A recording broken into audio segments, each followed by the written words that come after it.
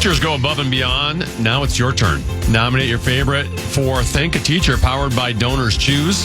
They could win $5,000 for classroom supplies. Enter at iHeartRadio.com/teachers. Couple of 13-14 past Common Man program. I'm Communist Genevieve. Mark Rosen here as well. Your Minnesota Timberwolves lose to the Memphis Grizz last night. Don't remember the exact score. 116 to 110. 116-110. And after reading the gamer last night, after the game was over, I actually thought it was an improvement. Well, because when I didn't see any quotes of we weren't trying, we don't want to play these games, blah, blah, blah. So I thought, hey, it was just a bad shooting night. I can accept a bad shooting night when, a team's just off. It just doesn't work. I don't like when they say, well, we just didn't put in the effort. The other team tried harder than we did, which we hear from the Minnesota Timberwolves over and over and over again. But then I read an analysis piece from Chris Hine, and the head coach is beside himself. In Wednesday's game, they lost thanks to what Coach Chris Finch called a horrendous night offensively. They were. They shot 40% from the field, 30% from three-point range, with the team lamenting some of its decision-making, with the choices to attack former D Player of the Year Jaren Jackson Jr. inside multiple times down the stretch. The Wolves learned their lessons in this one a little too late. Finch said, our offensive decision-making was awful. From shot selection to turnovers to execution was just not very good. The Wolves committed 17 turnovers, and the only starter to shoot above 50% was Rudy Gobert. DiVincenzo said, it's less about making or missing shots. It's more about just trying to play the speed, play with the pace, and make quick decisions. We could have been better at that. You make a couple shots. It's a different game. Finch admitted they were bored to start the season. While that could be human nature coming off back-to-back Western Conference final appearances, you wouldn't help but think while watching those other teams recently, they were talking about how they just haven't kept pace with the other really good teams in the West. Right. That the Wolves hadn't played games like that since last postseason. And that's when, we talked about, bored. The team that should be bored would be the Oklahoma City Thunder, right? Well, we won a world championship, right? You would think that the Lakers would be bored, Houston would be bored, San Antonio would be, but those teams aren't bored. They try real hard. Maybe you can make Heidner. Did you watch the game last night? I did. I watched the game. And, it was, the shooting was, the shot selection, they still had a 9-point lead. I mean, it can't be, just because Ant was out again, because. They were missing 3-4 players. People. Yeah, they were. And they had some guys coming off the bench that played awfully well for them, and their effort was to be applauded. The problem I see with this Timberwolves team going forward, even though they're 17-10, is that guys who were counting on, even like last night. I mean, Memphis had role players that they had come off the bench and filled in some roles and did a really nice job. The Wolves did not, and one of their starters, I know the reason he was starting because Ant was out with a foot injury again, Bones Highland. He's not a starting guard. He just isn't. He gives you a little splash here and there, but the problem is you got 3 of those guys right now that they can't count on. Highland starting. I mean, Conley's still out, and he's a part-time player right now. Terrence Shannon's been disappointing. He has moments, and that's it. Rob Dillingham is pretty much invisible, a guy that they thought would be getting better, appreciably better by now, and so you get stuck in a rut. And, I heard Johnny Athletic on earlier today, and he was talking about Jaden McDaniels. You can't have him just shooting, 11 times. He's got to get him more involved in this offense. And so I still think that, and I know for a fact they're looking for a guard. And one guy that you probably haven't heard his name mentioned, and I'll throw his name out there. I don't know how easy it's going to be to wrangle him from Phoenix, but there's a guard named Colin Gillespie. I love him. I've been watching him ever since he played for Boston College. I was at Villanova, but that's okay. But he's a very good guard. He's 26. He fits the bill what Minnesota wants. But the problem is he's playing a lot better right now, and I'm not sure Phoenix wants. They're competing against the Wolves, but he's the type of player. He's that kind of guy. We're hearing a lot about other players in the league, and that's fine. But he's the type of player the Wolves are desperate need of right now. And when Ant comes back, yeah, of course he's he'll probably play tomorrow night against OKC. And they got their schedule now gets tougher. They got Milwaukee here on Sunday, and their record isn't great, but they got talent. And then they got the Knicks here on Tuesday night, and that's their 3-game stretch. Maybe they'll rise to the occasion, and obviously Ant will get back. But they're still, man, it was discouraging. What's coming up after that 3-game switch? What do they have after that? I don't know. I have to look it up. Okay. I'd have to look. I don't know. Honestly, I haven't looked that far ahead. But it was. They had the lead, and they should have closed them out, and they just, Nas couldn't hit a shot to save his life. And is it possible they're just not as good as they were the last 2 years? Yes, it is possible. Yes, it is. I mean, I know it's still, they're under the pace they're on and everything. They're a good team, but until they can start, beating the better teams, and maybe it'll start this weekend. They can't. Obviously, you lose when Ant's not on the floor. He would have taken the game over last night. I mean, I'm sure he would. Unless Ja Morant or Zach Edey did, if they were on the floor. If they were now Ja Morant hasn't been playing very well, even when he was been playing. But and Edey's a big force, but he Gobert matches up with him. But it's mostly these other role players that's what I'm saying is that they're aware of it. They know. I mean, and Finch, he lost it with the officials late in the game. He was mad at his team. Yeah, he was F-bombing the official left and right. I think he was begging to get kicked out of the game. The game was lost by then. Would you want to watch that stuff? No, I mean, I would think he said, I want to get out of here. And he was mad at his team, but he was, really losing it with this official. And I don't know why. I can't believe the official didn't tee him up once or twice. Maybe the official knew he didn't want to be there, and he said, you're not going to let you out I'm not letting you out of here that early. If I have to watch this junkie. You do, too. Yeah. That's a good point. It was disappointing in that context because they had the lead, and Memphis isn't a great team by far, and they were missing a bunch of people, and they just did not. And they had some guy that came off the bench and hit 4 threes, and it was one of those nights, and it's unfortunately they happen too often. But a bigger picture is where's the help? I mean, where's the help coming from? If you're looking at those 3 players I mentioned. If your big guns don't come through, those guys have that opportunity. They're getting playing time right now. You got to play better, and they're not. So there you go. So go get Connor Gillespie. Or how about? I heard the kid is going to reacquaint himself with the Wolves. Maybe he could play too. How old is he? Could he still play? Do you think? Well, I could do the Phillip Rivers bit. How old is he? I'll look him up right now. I know he's not a point guard, but no, he's. We could use the help somewhere. KG's 49. He's a little older than Phillip Rivers. That's probably not going to work. He's going to become the official, unofficial ambassador for Minnesota Timberwolves basketball. Is that what that is? That sounds about right. I mean, it's interesting that he's going to be doing, in theory, a lot of off the court stuff. What that means, I don't know. I mean, eventually he'll have his number up in the rafters, and everyone's kind of been waiting for that moment. I don't think it's going to happen this year, but we don't know that yet.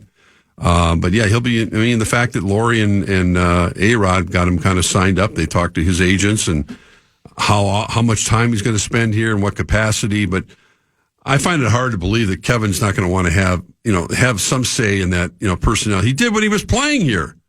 Too much at times. Too much say in player personnel and signing. Well, if his role has been spelled out, and he might be beyond that. I think he's not the GM. People are very.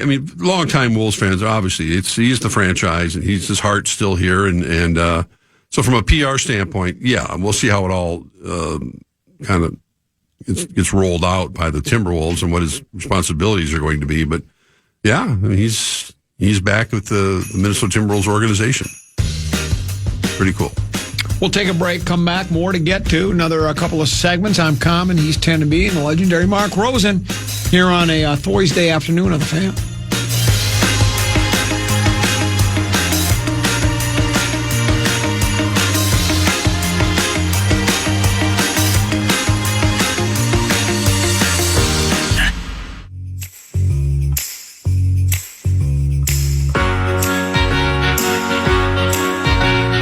Season is the perfect time to give and receive.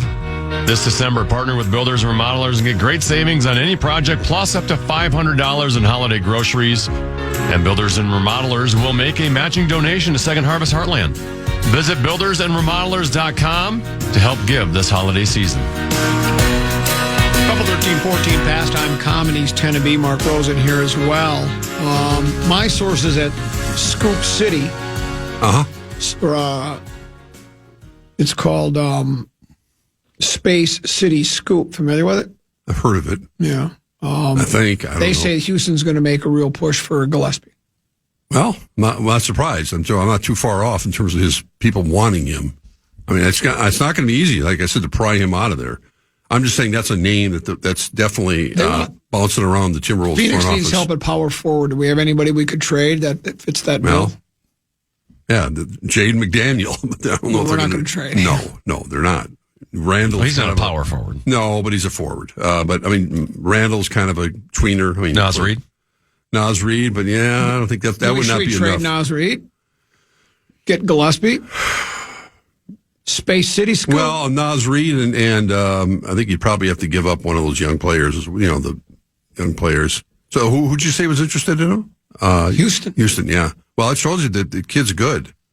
Yeah, he's flying under the radar, but he's a guy that management they're taking a hard look at. Headline says Rockets could find a shocking roster upgrade from a familiar trade partner if Gillespie somehow becomes available. Yeah, the Rockets may have found their upgraded point guard.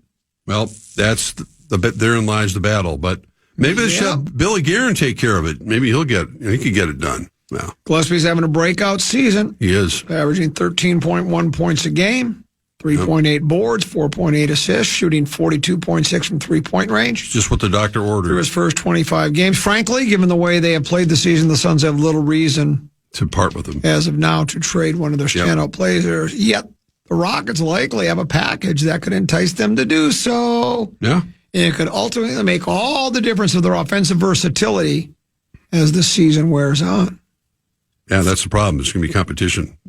There always is. But Conley's gotten things done before. I mean, he's not afraid to shake the tree. We've seen that with the Gobert trade in particular. So we got a ways to go yet before the deadline. Well, if I'm if I'm Conley, first I'd like to see the team actually try to win these games.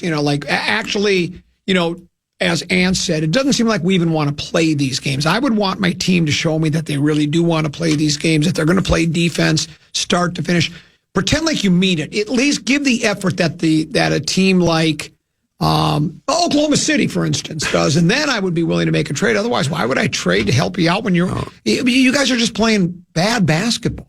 Well, I mean, they're 17-10, so they're not 10-17. They're not a terrible team. They're just, I mean, and OKC is a unicorn. I mean, they're a team that comes around every I don't know how many years, and they're. We'll see if they can maintain that. I mean, they'll maintain it all right. They might. I mean, they might. They're a unicorn. I mean, they are a special team, but there's a whole bunch of other teams that aren't.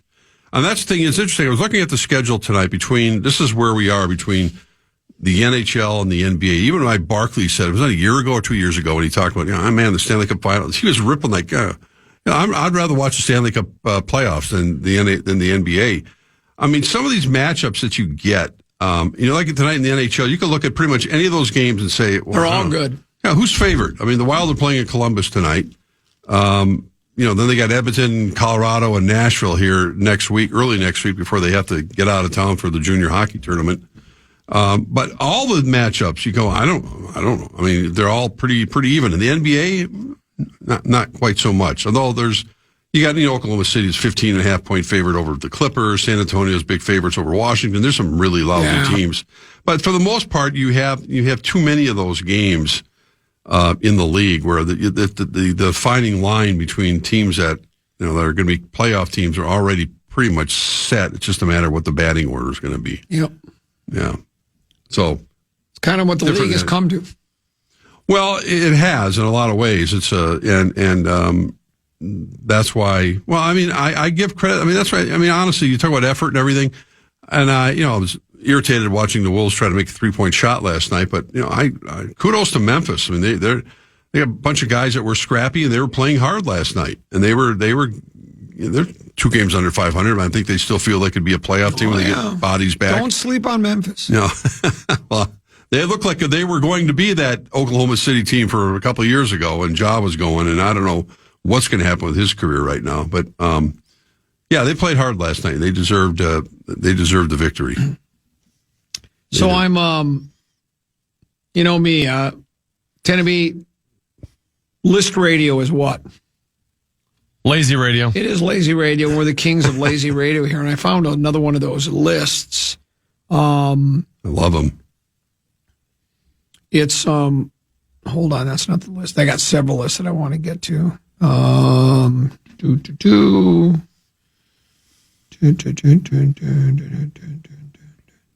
Here it is. NFL QB power rankings. They say CBS Sports says Matt Stafford is the best quarterback in the National Football League. Would you guys agree? Right now, as we speak, I mean, not all. You know, again, I mean, if you were going to make a draft of quarterbacks for this season, yeah, because I was going to say, a healthy Pat Mahomes, you'd probably take, but they've got Matt Stafford at 1, Drake May at number 2, Josh Allen at number 3. Sounds about right. Sounds about right. Yeah, based on the success of the Patriots, but I still think I would, and Drake May's obviously younger, but in... Well, I think they're just doing right now we speak. Yeah, that makes sense. Yeah. Sure. Understand. The guy that you think Green Bay fans like for now, Jordan Love, is ranked number 4. Yeah. Am I the only one? Do people not here locally not think as highly of him because he wears green and gold? If he played for the Vikings, what would we think about Jordan Love? We would think... pardon the pun, we would love him and think he's the best quarterback in football. We would absolutely be head over heels with him, but he plays for Green Bay, so it's hard for Viking fans. They begrudgingly say, he's okay, but they don't want to say, well, no, he's really, really good. That's why I was surprised you took the Bears over the Packers in spread swing. I thought you'd pick Green Bay, because Green Bay owns Chicago. Remember going back to A-Raj?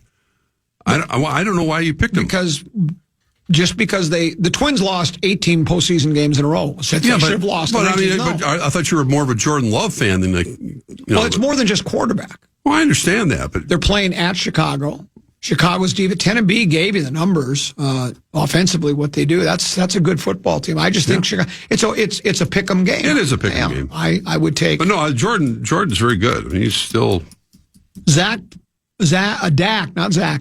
Prescott at number 5. Goff at number 6, and Sam Darnold, who had nightmares last night and couldn't sleep, he's ranked as the 7th best quarterback in the National Football League right now as we speak. Herbert at 8, Stroud at 9, and Lamar Jackson at 10. Well, Bo Nix has led Denver to how many wins in a row, and he's not even mentioned. They got Caleb Williams at 11. They like the way Caleb's playing football right now.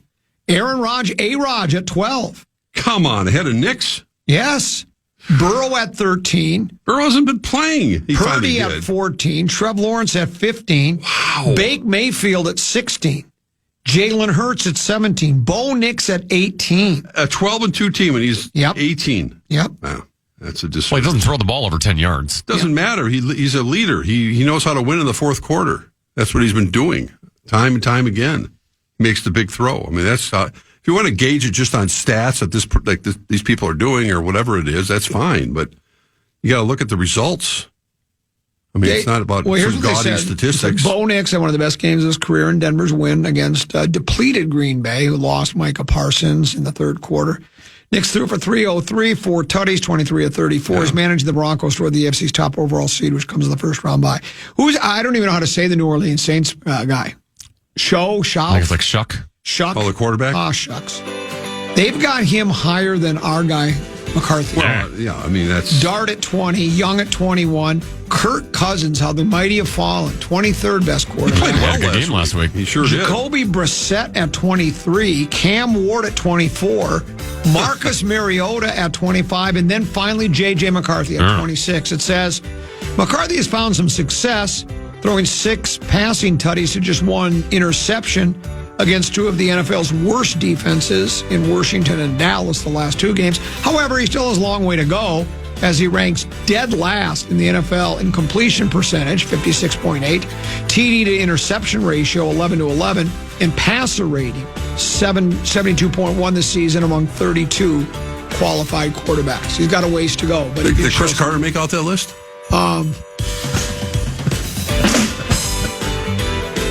Just wondering. I think McCarthy's about where he should be at 26. Now, yeah. He did make. I like the way you go. Yeah, right now. Well, he has to prove it. I know, but when I asked you about Jordan Love, I said Green Bay fans probably like me. You go, well, right now. In other words, you thought Love was going to take a step back, or you hoped he would. No, I did not. They like that. He's a damn good quarterback. Would you rather have Love or McCarthy? Right now, Jordan Love. Well, no, just. I don't know how to answer that. I mean, you're starting a franchise today. Yeah. You can draft either one of them. Probably Jordan Love. Probably. Yeah. No. Yeah. Do you take him or do you not? Yeah, I would. You would? Okay. Sure. I'd take McCarthy. I don't know how can you say that? He's got the quarterback whisperer. He's only 22 years old. He's been showing some effort. You've turned on McCarthy. I haven't turned on him all. He's turned on McCarthy, Tennessee. That's the way I read If I said McCarthy, you're going to say, did Karen tell you to say that? Did she? Would she have said that to you? No. We'll take our final break. We got some handicapping to do. We got some big games coming up, including the Vikings. I mean, I know we did spread swing, but just talk about some of the other games that are taking place, including tonight's game between Seattle and the Rams. We'll do that after this here on the Common Man program on the Fan.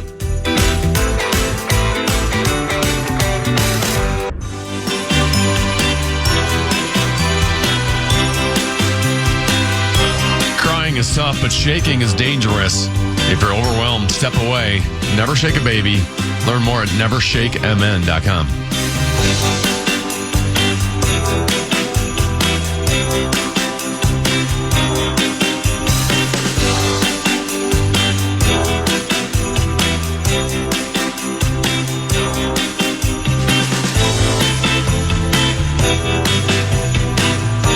Double 13-14 past. I'm Comedies 10 to be. The legendary Mark Rosen here. His last segment of the week. I was thinking back to last week, and there were a half a dozen really good matchups. At least, I don't know if they all ended up close games or whatever the case may be, but I mean, they were games that were two quality teams matched up against each other that had plenty at stake. Not as many of those games this week, but maybe the most important would be tonight. Rams at Seahawks, and I'll ask both of you, do you think that the NFC Championship game this upcoming January will involve one of these two teams? Or do you think maybe there's others? Now, I know San Francisco, Chicago. I think the Rams will be in there. You think it'll be the Rams? Yep. They have to be the favorite right now. I'm not discounting what the Eagles are still capable of. I know they've been stubbing their toe here and there, and they don't look like they're the powerhouse they were a year ago. But they're still a tough out, as they say. I don't, the South. I don't think Tampa or Carolina are going to, they're going to be fun to watch. But I don't see either one of those teams doing much in the postseason. And then it comes back to the NFC North. I mean, which of those teams are going to? Well, the Bears, the Packers, potentially the Lions. Which team will offer up that kind of a challenge in the postseason? And that's the other game. Packers at Bears. Yeah, Tennessee Saturday night picked the Bears in that in spread swing. I think with Parsons gone, did they also lose a receiver? Didn't they lose? They lost a couple three players in about a 3-4 minute stretch. Seems like there's always a Christian Watson, I think, got hurt, but I think he came back. He's okay. He's going to be fine. Yeah, I think he's all right. I really don't think you can minimize the effect that not having Micah Parsons. I mean, he's that good, and he, even if he doesn't get the sack or doesn't get the pressure, just because he attracts so much attention, somebody else generally can. Yeah, so that certainly is going to affect that team. And I do like the Bears. I mean, I don't like the Bears, meaning I like the Bears like I'm a Bears fan. I just mean what Johnson has done with the offense. Tennessee nailed it. They rebuilt the middle of that offensive line, and it is as quality as it gets. And their defense is good. They have good skill position players, and Williams is getting better as each week goes by. I mean, that was an awful pass he threw in the last play of the game when the Bears are trying to tie the game, and he just didn't get enough air under because the guy was open back there. He had some room, but I still like the Bears at home in this game. I think. There's so many different ways this thing can go, and your Lions are still lurking, and you can't look at that team and say, well, they don't have a chance. Of course they do.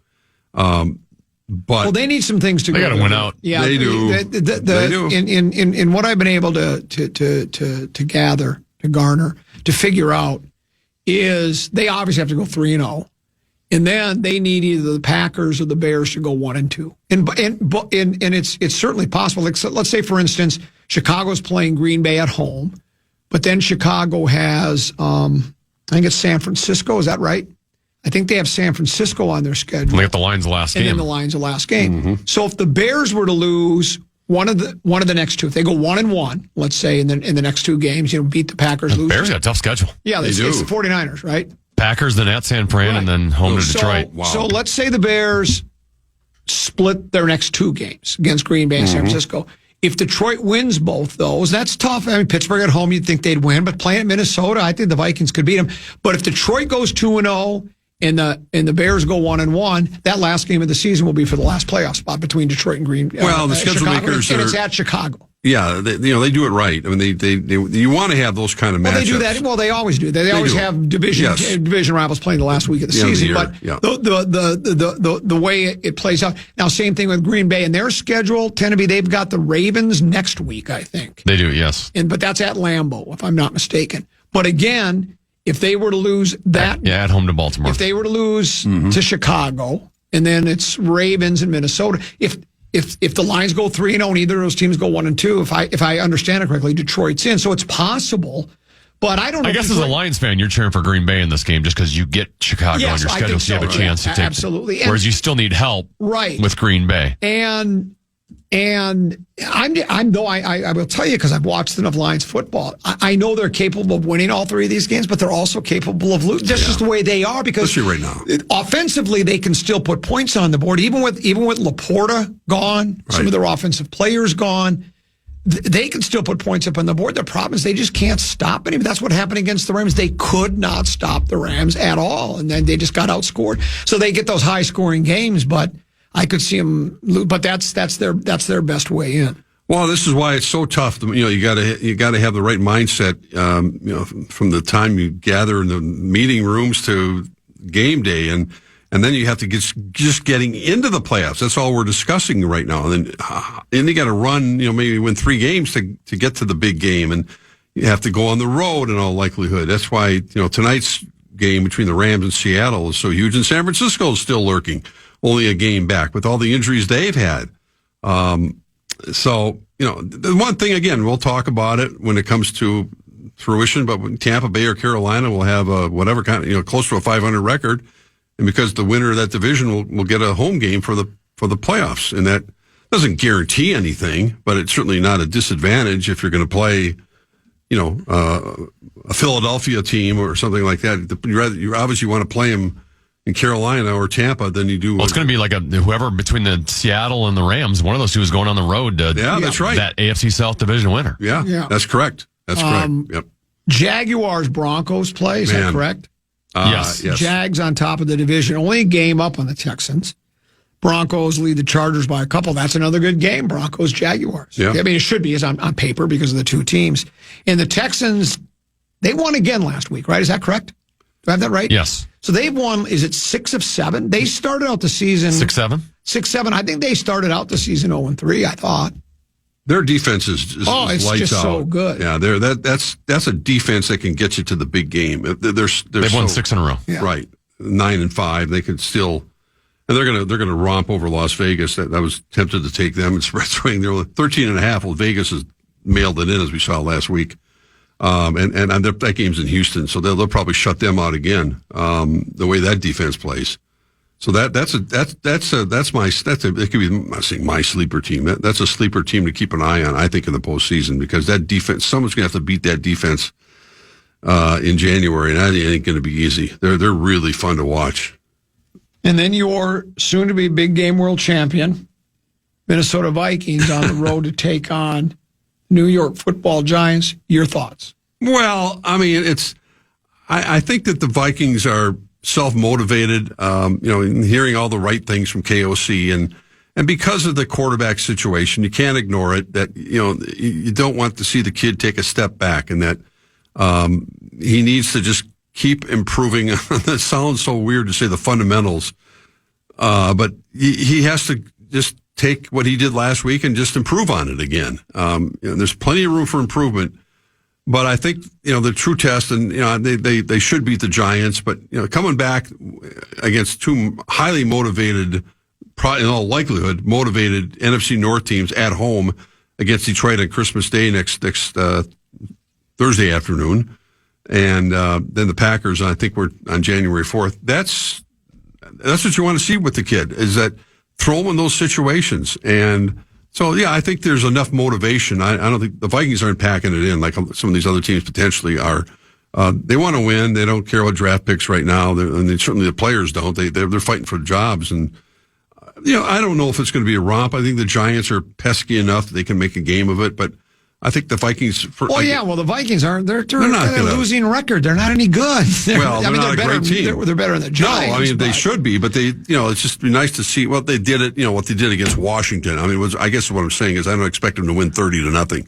I think the difference is going to be, I think, and maybe statistically they're not, but I think B-Flow's defense is better than whatever the Giants have to offer. Yeah, it should be. I just think that the Giants will have more trouble scoring. Yeah. And as long as McCarthy doesn't take two steps backwards, he should be fine, and they should score enough points. I don't think it's going to be an artistic game, and I don't think it's going to be a wonderful game, but I would think the Vikings would win, yeah. Here's a text message that says, funny, the Wild are the hottest team in the NHL, and you can suddenly hear a level of haughtiness in Tennebee's tones on the airwaves. Suddenly, Rosie pretends to be familiar with the Wild. Common and Brody are suddenly the most authentic personalities on KFAN. That's what he said. Huh? Brody and Common are the most authentic personalities on KFAN. Oh, that's it. The whole station. Your thoughts. That includes PA and everybody. Gardsey, the morning show. Your thoughts. I have no thoughts about that to respond to that. I don't know what he's talking about. Well, especially if you mention Brody in the same sentence as authentic. That's you kind of dismiss that right away. I'm sure he'll be calling in. Oh, let's hope not. I shouldn't have encouraged him. Yeah, he's probably not even listening. No, I don't think. He's got nothing else to do. I saw another note. I thought that would be of interest to you. Here it is. This is an NPR story. Mm-hmm. Downtown Minneapolis is struggling with a new Wolves and Lynx arena help.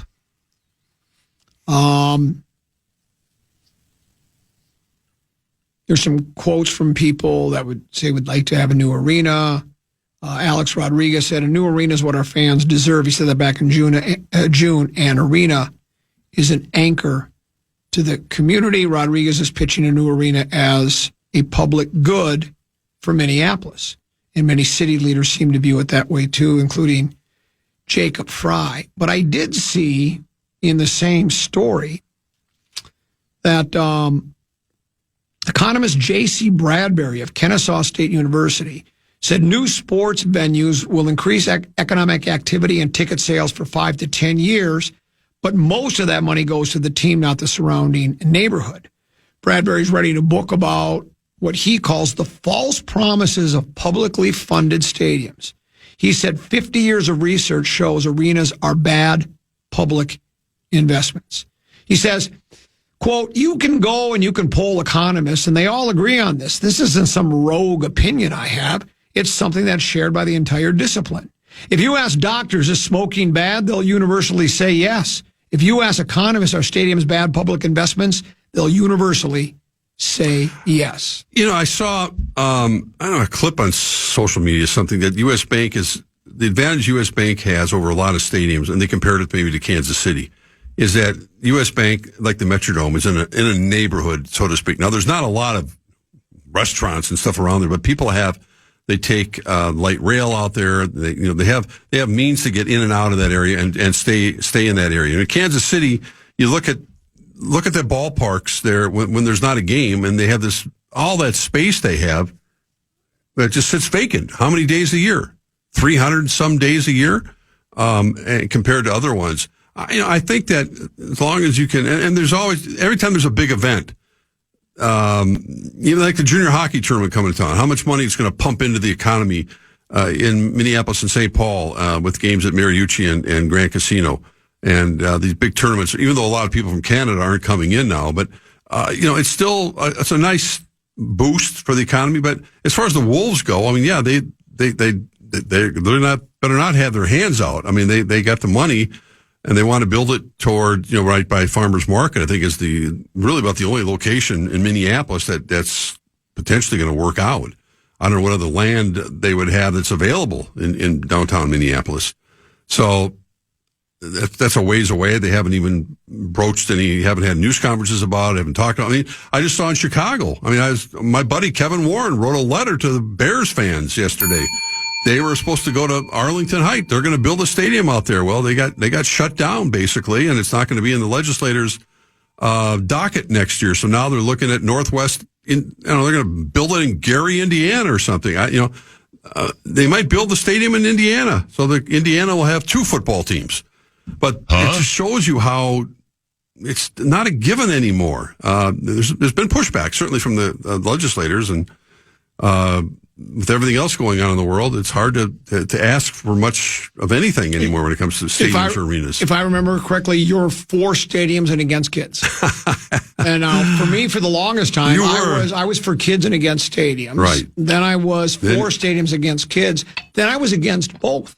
But now I'm for both stadiums and kids. I think that, you can have a multi-purpose. I mean, in a perfect world, it would be nice if the Wild and the Wolves could, what they do in Madison Square Garden. I mean, some other cities, they could share the arena. The dates would be filled up all the time, basically in the winter sports and through the spring with the 2 teams. And certainly it's done elsewhere.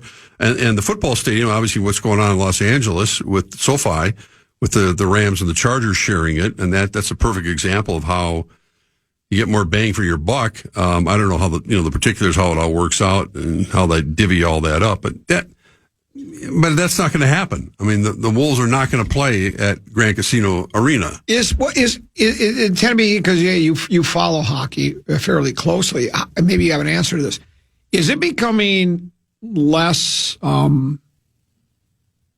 Are hockey teams and basketball teams, are they still sharing arenas? I think it's pretty common. Is it really? Yeah. Mm. Okay. The problem, we should be doing that here, frankly. Yeah, it's a waste to have 2 different buildings. So like in Philadelphia, they share the same arena? I don't know every single one. The Flyers. Well, that's what I mean. Colorado does it. Okay. LA, they do it in LA. Okay. Yeah, maybe that is the way they should do it then. Yeah, I don't know. Obviously, you mentioned Madison Square Garden. There's a lot that don't, though. There's still, I think, a number that have their own facility. I mean, all the money for themselves. I mean, where do the Kings play? I don't know where they don't play where the Clippers play. And Ballmer built that monstrosity, incredible building out there, and their team is god awful. But how many teams does California have in hockey? Kings, Ducks, Sharks. Is that it? Are there 2 LA teams? Well, Ducks are Anaheim. That's basically LA. And the Kings. Do they share? No, they do not. They're in different cities. Yeah, they're quite a ways apart. Are they? Well, Anaheim is not exactly right next door to LA. Oh, I thought it was. I don't go to California. Yeah, I know you don't. Except Palm Springs, I'll be going out there. You'll be going out there. They don't have an arena. I went to a Ducks game. I went to a Ducks game out there a couple of years ago. It felt like a preseason game. Did it? Really? Yeah. No, they're doing better this year, so maybe they've picked it up. But I mean, it was an unbelievably bad vibe there. Yeah, it's hard to care about hockey in 75 every day, and people are at the beach. A last thing for you from me. I was talking about this with Deuce. I sent him the story because he's a Nebraska grad. Right. Have you seen how well Nebraska basketball is doing under Hoiberg? They are now ranked, I think, either 13th or 15th in the country. Mm-hmm. They are 15-0, I think. They're one of only 5 undefeated. Now their preseason schedule, there were a lot of cupcakes, but they've beaten a couple of ranked teams already, including they just beat Illinois, and Illinois was ranked, I think, 8th or 4th. They were in the top 20, and it's a good story. A lot of quotes from Hoiberg, and you can tell he's pretty proud of his program. But that team, and so the reason I bring it up is, and I guess this is what you're hoping Nico Medved can bring to the Gophers, because I want to Nebraska's been even worse in basketball, really, overall, than Minnesota ever was, right? Minnesota's had a few glory years, right? Nebraska has, but Nebraska's doing it now. Whether it lasts or not, I don't know. But right now, they're one of the best teams in the Big Ten. And they're ranked, I think, like I say, I think they might be 15th in the nation right now. Well, Hoiberg's done a nice job there. He has, and everything, as we all know, and I heard PJ a little bit today talking about the football situation. The business of college sports has changed so dramatically. I mean, the idea of recruiting somebody for a couple of years and having them come to your school because the university offers academics that you appeal to you and all that. It's like, right. You got to, PJ's busy signing players to contracts to come back next year. Well, and what Hoiberg was saying, that they have a little more nil money now. He said, but when they started playing better, he said, we're at rock bottom when it comes to nil money. Anyway. Is that interesting? Yeah, enjoy your weekend. Yeah, thank you, sir. You bet. Tenby, thanks for having me. Hey, great job. You as well. Oh, who's in for Program Passport? Do we have them? Meat Sauce and Max. Oh, my. Along with Lil BM. Should be fun. We'll see you tomorrow, 12 noon. Big Ticket JG. They're next year in the Fan. And good night, folks. And good night, Mrs. Calabash. Wherever you are. I'm a fraud. Yes. Listen back to any of Common Man's programs by podcasting on the iHeartRadio app or KFAN.com.